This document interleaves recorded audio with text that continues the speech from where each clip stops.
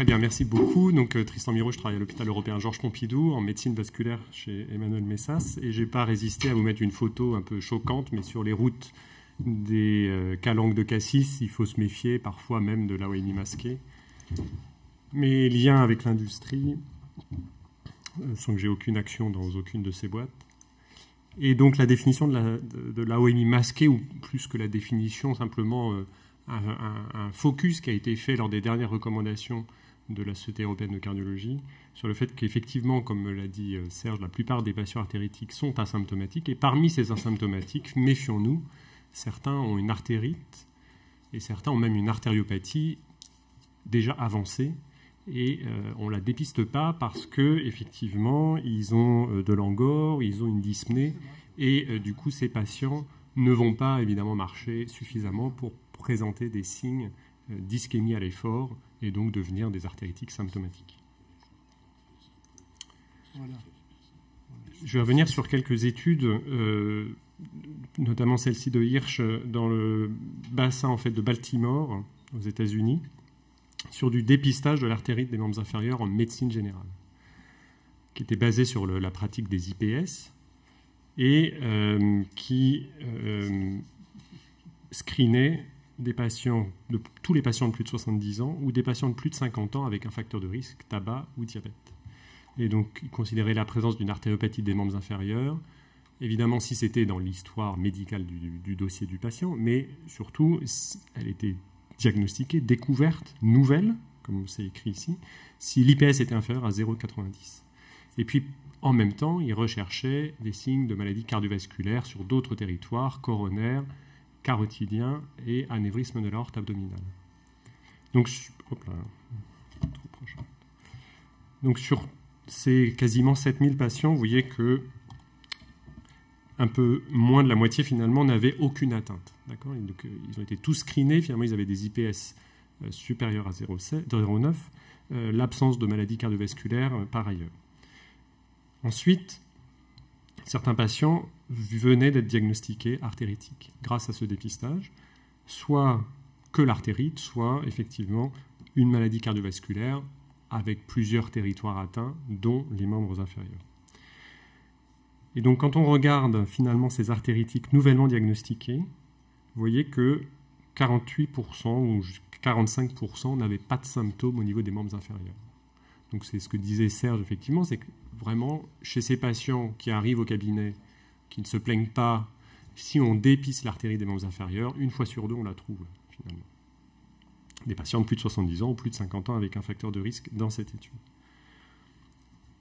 Donc, après, chez ces patients chez qui on vient de diagnostiquer une artérite et qui avaient d'autres atteintes cardiovasculaires, quelles étaient-elles? C'est une étude en 2001, donc on va voir que les pratiques ont probablement changé depuis, mais donc ces patients, on vient de diagnostiquer une artérite et on regarde les autres territoires, on regarde dans le dossier, finalement, 46% avaient de l'angor, 42% avaient déjà fait un infarctus du myocarde, un tiers avait eu une pose de stent, un quart une pose de stent, pardon, un tiers un pontage à orthocoronaire, et un patient sur 5 était insuffisant cardiaque. Donc je pense quand même que c'est, pour des cardiologues, le profil de patient que vous voyez. Et si on regarde des nouveaux diagnostics d'artérite des membres inférieurs, vous voyez que 5% ont une insuffisance cardiaque. C'est probablement des patients qui ont une insuffisance cardiaque à fonction systolique préservée. Mais c'est probablement des patients que vous voyez également à votre consultation dans des suivis d'hypertension artérielle, des sujets un peu plus âgés, qui n'auront pas d'altération de la fraction d'éjection, mais qui sont au stade d'insuffisance cardiaque. Eh bien, vous voyez que 5% d'entre eux, on peut diagnostiquer une artérite des membres inférieurs. Maintenant, si on regarde plus spécifiquement ce qui s'appelle l'artériopathie masquée, c'est-à-dire pas que les asymptomatiques, mais finalement des gens dont on n'arrive pas à évaluer s'ils sont symptomatiques ou asymptomatiques. Donc là, on est dans le bassin de Chicago, et ils ont pris, vous voyez, un peu moins de 500 patients dont on sait qu'ils ont une artériopathie des membres inférieurs parce qu'évalués au laboratoire d'écho-Doppler. Et ils ont posé des questions sur leurs symptômes. Est-ce que vous avez une claudication à la marche? Oui. D'accord. Est-ce que cette douleur est au repos? Ah non, non, non, uniquement quand je marche. Est-ce que cette douleur vous oblige à vous arrêter? Ah bah oui. Est-ce que cette douleur, quand vous vous arrêtez, elle disparaît dans les 10 minutes? Oui. Ça, c'est la claudication intermittente typique. D'accord? On répond à toutes les questions du questionnaire de Rose, et vous allez voir que ce n'est pas la majorité d'entre eux. Est-ce que vous avez de la claudication à la marche? Ah non, non, non, pas du tout. Alors là, je vous ai traduit, c'était marqué 6 blocks, mais on fait à peu près la conversion, ça fait 500 mètres. Est-ce que dans la semaine précédente, vous avez marché 500 mètres? Plus de 500 mètres? Non, pas du tout. Donc là, on n'a pas de claudication, mais le patient ne marche pas non plus. Et il est artéritique. Alors quand on compare les profils de ces patients, donc clairement ceux-là sont de la OMI masquée. C'est des patients qui ont une artérite, mais qui ne marchent pas, et donc on ne peut pas déterminer finalement s'ils sont symptomatiques, asymptomatiques, ou s'ils ont un périmètre de marche à moins de 50 mètres.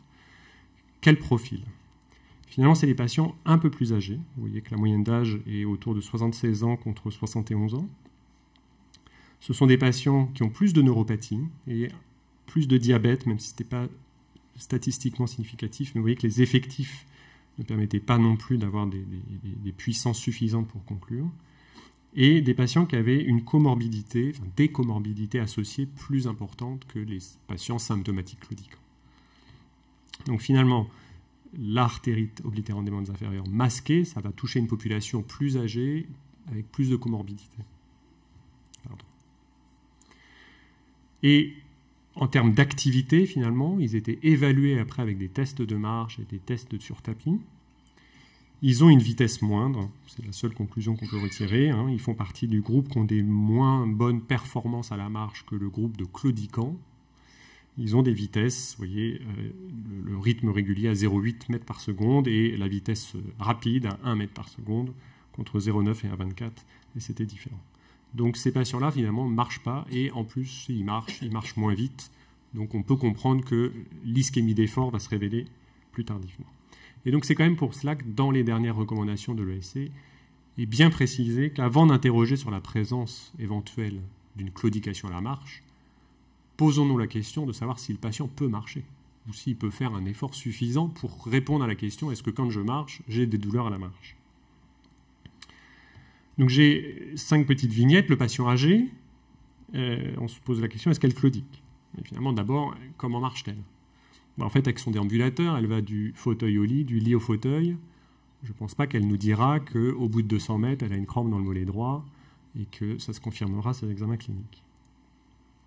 Le patient BPCO fumeur en oxygénothérapie à domicile, est-ce qu'il claudique? Dès qu'il fait 100 mètres, en fait, il ne s'arrête pas à cause de ses jambes, il s'arrête parce qu'il est déjà essoufflé, il monte le débit d'oxygène, il s'assied, il redescend le débit et il repart. Madame diabétique, hypertendue, avec sa neuropathie des membres inférieurs qui sort plus de chez elle, parce que dès qu'elle met des chaussures, évidemment, elle se blesse et que son médecin lui a bien dit qu'il fallait plus se blesser au niveau des pieds, elle risquait d'être amputée. Donc elle reste chez elle avec ses chaussons bien fourrés. Et ce patient insuffisant cardiaque que vous avez à votre consultation, et chez qui vous n'hésitez pas, à chaque fois que vous le voyez, à vérifier qu'il prend bien ses traitements, à lui demander s'il est essoufflé, est-ce que vous pensez effectivement qu'il va se plaindre de ses jambes alors que le moindre effort pour lui, c'est source de dyspnée. Idem pour le patient angineux.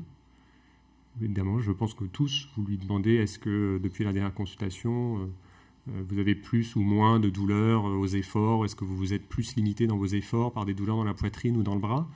Mais effectivement, ces efforts ils vont être plus être limités par son angor que par sa claudication. Et finalement, chez tous ces patients, si on s'arrête à la question « est-ce que vous avez mal à la marche ?», on passe à côté. Et clairement, moi j'ai une consultation où évidemment, moi je ne suis pas cardiologue de formation, je suis interniste et médecin vasculaire, je n'ai pas des patients adressés pour coronaropathie, pour prise en charge d'une HTA, j'ai plus des patients adressés pour l'artérite ou d'autres pathologies. Donc ça fait partie vraiment de mon examen quotidien de les palper les pouls des membres inférieurs et faire l'IPS. Je peux comprendre que pour vous, ce n'est pas forcément quotidien, mais 2 examens simples qui sont la palpation des pouls des membres inférieurs chez un patient que vous voyez pour la première fois ou chez un patient chez qui vous l'avez encore jamais fait, et la mesure des IPS, c'est un moyen quand même simple et rentable d'aller dépister une artérite des membres inférieurs. Et c'est ce qui est recommandé.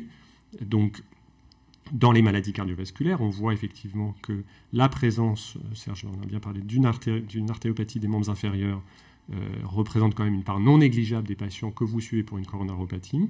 Et c'est une recommandation 2B, donc d'aller dépister l'artérie des membres inférieurs chez les patients coronariens et également chez les patients en insuffisance cardiaque. Et la recommandation de dépistage passe par la mesure des IPS et la palpation des pouls. Chez le patient BPCO, il y a cette jolie étude d'il y a 2 ans, dans la JRCCM, qui prend 2000 patients BPCO, c'est en Allemagne, et il dépiste l'artérie des membres inférieurs par les IPS, ou est-ce que c'est marqué dans le dossier médical? Vous voyez qu'on est à un peu moins de 11% comme tout à l'heure, mais 9% de BPCO ont une artériopathie des membres inférieurs. Et dans ces 8,8%, seulement les 2 tiers, seulement un tiers, pardon, l'artériopathie était connue du patient ou connue du médecin, notée dans le dossier médical. Les 2 tiers, en fait, ça a été le dépistage par les IPS qui a permis de révéler la présence d'une artériopathie. Et ces patients, finalement, avec des IPS bas, sont un peu plus âgés, sont plus fumeurs que des BPCO, la barre est haute, plus hypertendus et un peu plus diabétiques.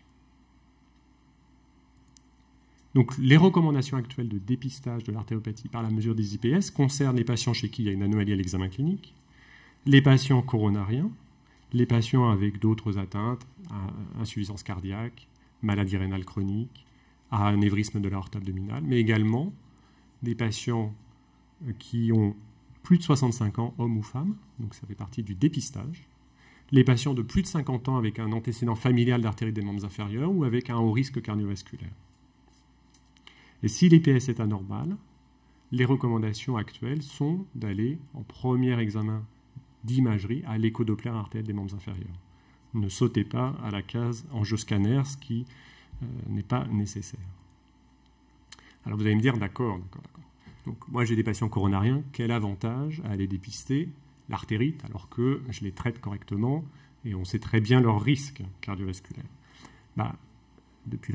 Avec le registre REACH, on sait bien que plus on multiplie les atteintes des lits vasculaires artériels, moins bon est le pronostic. Quand on a 2 lits artériels atteints, on va dire coronarien et artéritique, vous voyez que la mortalité cardiovasculaire augmente de manière plus importante que si on ajoute juste un facteur de risque. Les infarctus, ça marche pour tout, hein, même le critère combiné. Quand on prend des études récentes, on va prendre Pegasus, donc c'est des patients coronariens chez qui on teste le ticagrelor. Vous voyez que si on stratifie sur la présence ou pas d'une artériopathie des membres inférieurs, le critère combiné mortalité cardiovasculaire, infarctus, AVC est bien plus élevé quand on a une artériopathie des membres inférieurs que quand on n'en a pas. Donc le pronostic est moins bon.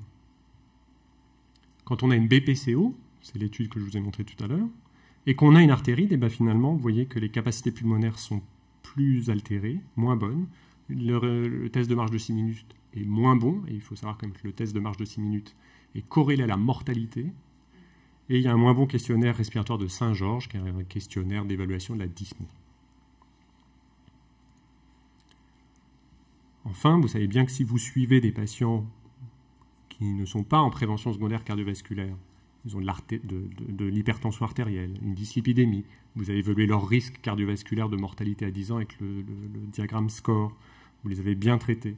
Le dépistage d'une artériopathie des membres inférieurs, même asymptomatique, les fait basculer d'un risque modéré, ma souris elle est là, d'un risque modéré à un très haut risque cardiovasculaire, plus de 10% de mortalité à 10 ans. Ça change radicalement la donne. Donc là, en fait, vous me dites, je suis très alarmiste vis-à-vis du patient. C'est ça que le message à garder, c'est-à-dire que non seulement il a les artères coronaires malades, mais quand il a les artères de jambes avec, l'avenir n'est pas rose. D'accord. Qu'est-ce que vous faites? Qu'est-ce que ça fait? Ça fait changer quand même la thérapeutique parfois. C'est-à-dire que si on a un patient hypertendu, seul, avec un peu d'athérosclérose, avec un peu de cholestérol, je veux dire, vous allez avoir des cibles de LDL cholestérol, par exemple, on a vu, qui vont être d'essayer de le maintenir en dessous de 2,6 millimoles par litre. C'est les recommandations pour les risques intermédiaires.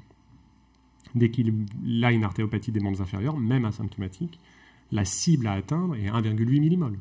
Et en plus, il aura une statine de manière systématique. Donc ça change quand même la chose. Ça change les objectifs à atteindre et ça change les modalités thérapeutiques.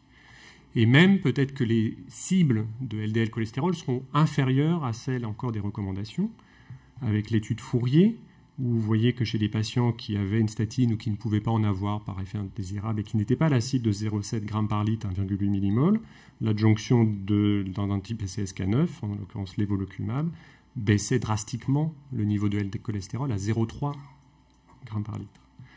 Et sur les événements vasculaires au niveau des membres inférieurs, pour toute cette cohorte de patients, qu'ils étaient coronariens ou artéritiques, vous voyez qu'il y avait une réduction significative des événements au niveau membres inférieurs, c'est ischémie aiguë, amputation ou revascularisation des membres inférieurs. Et dans le sous-groupe artérite des membres inférieurs, ce n'était pas significatif, mais pas loin, mais il y avait une forte réduction des événements au niveau des membres inférieurs. Donc l'intensité du traitement hypolipémiant dans la population artéritique diminue le taux d'amputation, c'est quand même quelque chose d'important à avoir en tête. Donc d'accord, il y a peut-être un bénéfice à aller dépister ces patients-là. Évidemment, on leur recommande d'arrêter toute consommation tabagique. On met une statine, on a des cibles de LDL cholestérol basse. S'ils sont hypertendus, on préférera plutôt un inhibiteur de l'enzyme de conversion ou un antagoniste des récepteurs de l'angio2. Est-ce que je mets de l'aspirine? Alors l'aspirine, dans les recommandations les plus récentes, sont de le mettre que si le patient est symptomatique. Donc dans l'AOMI masqué, il y a un peu un manque d'évidence, de preuves, parce qu'on sait, comme on ne peut pas évaluer s'il serait symptomatique si on levait la dyspnée liée à l'insuffisance cardiaque ou l'angor, on ne sait pas s'il faut mettre de l'aspirine. Donc pour l'instant, il n'y a pas de recommandation à mettre un antiagrégant plaquettaire chez les patients asymptomatiques. Il y a des précautions, du coup, si on dépiste, on sait qu'on va préférer évidemment les coronarographies par abord radial qu'abord fémoral. Maintenant, vous allez me dire, peu font des abords fémoraux pour les coronarographies. Mais s'il y a un pontage aortocoronaire effectué, on essaiera de préserver les veines saphènes pour un éventuel pontage des membres inférieurs. Donc ça a quand même des conséquences en termes de précaution pour la revascularisation coronaire, par exemple. Donc en conclusion, quand on a un patient insuffisant cardiaque ou BPCO ou coronarien que vous avez à votre consultation, avant de se dire « je suis rassuré parce qu'il ne me décrit aucune symptomatologie à l'effort, à la marche », posons-nous la question de quel effort il arrive à effectuer. Est-ce que réellement il peut marcher suffisamment longtemps, aller acheter sa baguette qui est à la boulangerie à 100 mètres de chez lui sans prendre sa voiture? Ensuite, pour tout homme et femme à très haut risque cardiovasculaire, donc en prévention secondaire, ceux que vous avez éventuellement à votre consultation, il y a une indication, c'est marqué, à aller dépister l'artérite des membres inférieurs, et les premiers examens, c'est la palpation des pouls et les IPS. Chez tout homme ou femme de plus de 50 ans avec un haut risque cardiovasculaire, donc insuffisance rénale, les hypertendus diabétiques, il y a une indication à aller rechercher l'artérite des membres inférieurs. Et pour tout un chacun de plus de 65 ans, il y a une indication à aller dépister l'artérite des membres inférieurs. Donc finalement, c'est assez fréquent. Et le dépistage n'est pas si compliqué. La palpation des pouls est quand même un bon examen. L'absence de pouls est un bon prédicteur d'artérite des membres inférieurs. La présence de pouls n'est pas un bon prédicteur d'absence d'artérite des membres inférieurs. Ne soyez pas rassurés par le fait que tous les pouls soient là, et je m'arrête là. Donc c'est vrai que la combinaison les pouls, les IPS, c'est vraiment important. Et les conséquences, c'est des nouvelles cibles de niveau de cholestérol, éventuellement de nouvelles thérapeutiques, une prévention, on a vu, pour les revascularisations coronaires, et une éducation du patient. Il faut qu'il évite de se blesser au niveau de ses pieds. On va lui recommander d'éviter de marcher pieds nus sur les cailloux pour éviter d'avoir des plaies sur une artéritique dont on sait que la cicatrisation sera plus difficile. Je vous remercie.